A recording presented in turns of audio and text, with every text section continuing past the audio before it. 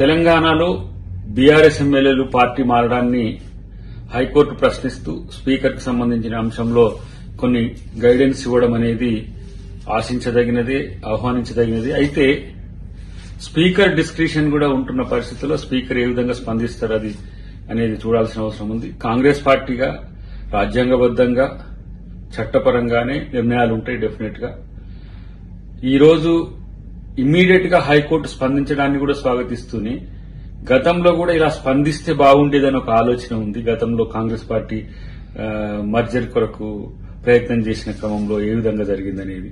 కానీ ఈ అంశం బీఆర్ఎస్ ఎమ్మెల్యేల పార్టీ మార్పు అనేది కేసీఆర్ వైఫల్యం నుంచే వస్తుందనేది తెలుసుకోవాల్సిన అవసరం ఉంది.